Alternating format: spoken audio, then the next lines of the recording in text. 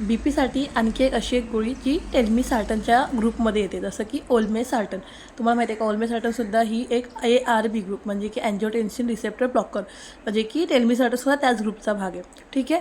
So ओल्मेसार्टन ही specially हाय बी पीसाठी वापरली जाते, ARB ग्रुपमधली आहे.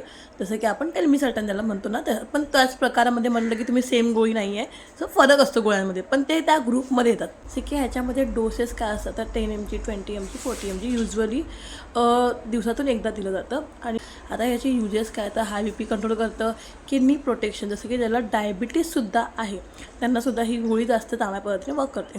हार्ट प्रोटेक्शन म्हणजे लॉंग टर्म पण तुम्ही खाल्लात ना तर त्याला हार्ट प्रोटेक्शन व्यवस्थितपणे मिळतं.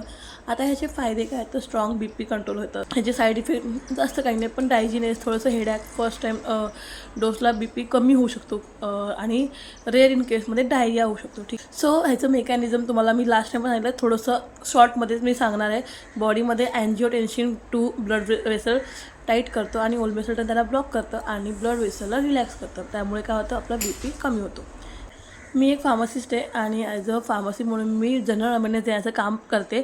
सो कोणतीही मेडिसिन, कोणतीही मतलब औषधं घेण्यापूर्वी डॉक्टरांना सल्ला नेहमी घ्या. मी एक, तुम्ही जी औषधं खाताय किंवा फार्मसी स्टुडंट जे आहेत त्यांच्यासाठी स्पेशली माझा व्हिडिओ असतो. पेशंटसुद्धा बघतात व्हिडिओ, त्यांना पण थोडीशी नॉर्मल इन्फॉर्मेशन मिळते, पण ॲज अ इन्फॉर्मेशन म्हणून घ्यायची.